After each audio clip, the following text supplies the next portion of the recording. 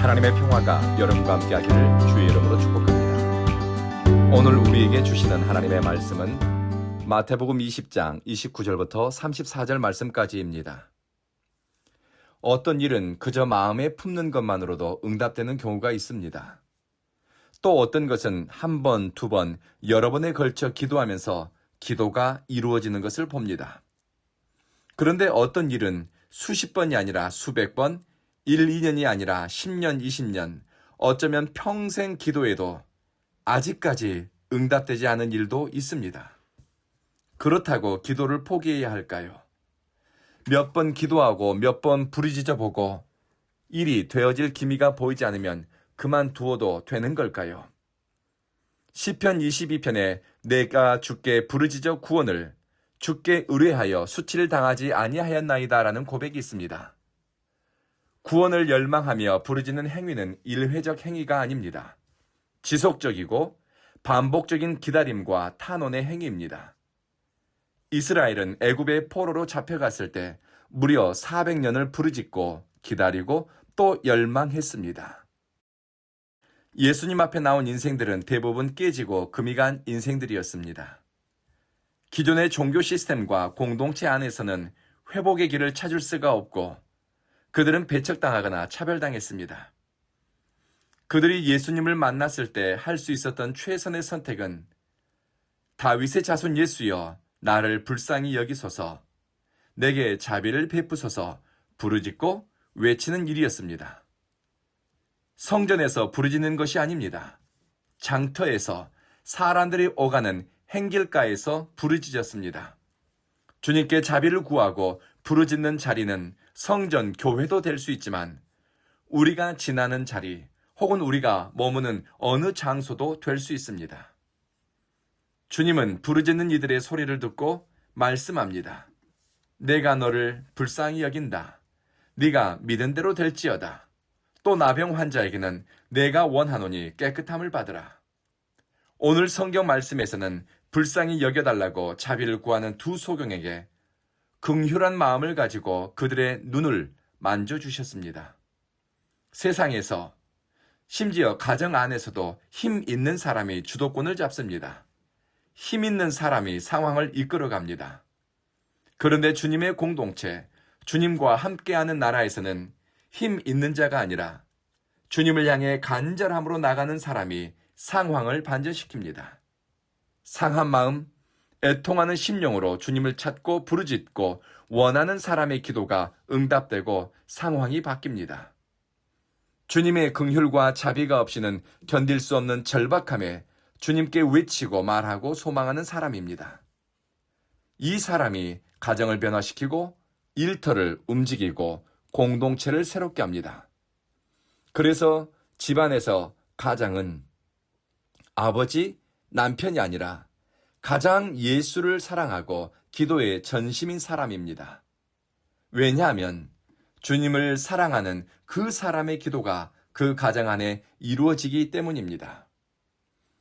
때로 주님을 향해 나가는 길목이 사람들에 의해 막히거나 간절한 기도가 상황에 의해 차단될 수도 있습니다. 마치 두 사람의 시각장애인이 주님께 자비를 구하며 외쳤지만 사람들이 잠잠해라, 타박하고 주저앉히고 그들을 침묵하게 만드는 것처럼 말입니다. 사람이 장애가 되거나 상황이 올무가 되거나 나를 둘러싼 문화와 정서 시스템이 걸림돌이 되기도 합니다. 하지만 끈기 있는 열망, 주님을 향한 포기하지 않는 간절함과 인내는 이 장벽을 넘어서게 합니다. 어떤 신학자는 한 번, 두 번, 세 번 거듭해서 주님께 구하고 부르짖고 외치는 이 태도를 거룩한 뻔뻔함이라고도 불렀습니다. 주님의 은혜가 필요한데 체면이 무슨 소용이 있겠습니까? 주님 앞에 자비를 구하며 나가는데 무슨 염치가 필요합니까? 주님이 응답하실 때까지 부르짖어야지요. 주님이 다가오시고 물으실 때까지, 주님께서 내 얼굴, 내 문제를 만져주실 때까지 구해야지요. 예수님은 두 소경에게 물었습니다. 너희에게 무엇을 해주기를 원하느냐? 주님이 물으실 때 내 사정과 곤란함, 구원에 대한 간절함을 올려드리는 태도, 열린 자세가 은혜와 회복의 물꼬가 열리는 지점입니다. 기독교 신앙을 정의하고 해석하는 여러 가지 이야기가 있지만 제가 깨달은 기독교 신앙의 중요한 가치는 가련한 인생이 주님의 긍휼 안으로 들어가는 것입니다. 정확히는 소망 없고 가련한 인생 안으로 우리 주님의 자비가 들어오는 것입니다. 두 사람의 소경이 주님을 향해 간절히 부르짖다가 주님이 그들의 눈을 만져주신 사건은 그들의 비참함과 가련한 고통에 우리 주님이 함께 참여하고 있다는 의미입니다. 하나님의 긍휼이 인간 고통의 실체에 닿을 때, 주님의 자비가 내려와 내 아픔과 이어질 때 치유가 일어나고 주님을 따르는 길로 나아갈 수 있습니다.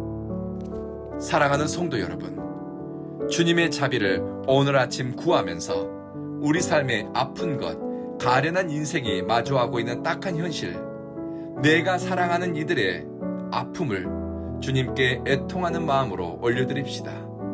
그리고 우리의 온전치 못하고 깨진 것 같은 삶이 주님의 손길과 이어짐으로 회복되고 이후로는 주님을 따라 주님과 동행하는 자리로 나갈 수 있기를 기도하면서 하루를 시작합시다. 기도하겠습니다. 자비하신 주님, 이 세상엔 근심된 일이 많고 참 죽을 일 쌓인 것 같은 상황에서도 주님을 향해 부르짖는 기도의 줄을 놓치지 않게 하소서. 주변의 시선이나 체면, 염치 때문에 영적 허세를 부리거나 기만으로 체하지 않고 상한 마음, 애통하는 마음으로 주님 앞에 엎드리는데 빠르게 하소서. 주님 다가오셔서 만져주시고 우리의 상하고 깨진 삶과 일상, 몸과 마음, 두렵고 떨리는 마음을 이어붙이시고 새롭게 하시어 회복시켜 주십시오. 사랑하는 주님, 온 교회에 예배자로 모이는 이들은 상하는 마음과 애통하는 마음으로 교회 문턱을 넘습니다. 온 교회 성도들은 자신의 연약함을 주님께 올려드리고 상처를 주님께 내보이는 것을 머뭇거리지 않고 원하고 바라는 것을 주님께 고백하고 부르짖고 말하게 하소서. 온 교회 예배자들은 주님과 사랑의 접촉, 신뢰의 이어짐이 회복되면서 예수를 따르는 길, 예수와 함께 머무는 자리에서 삶의 목적과 의미를 찾게 하소서.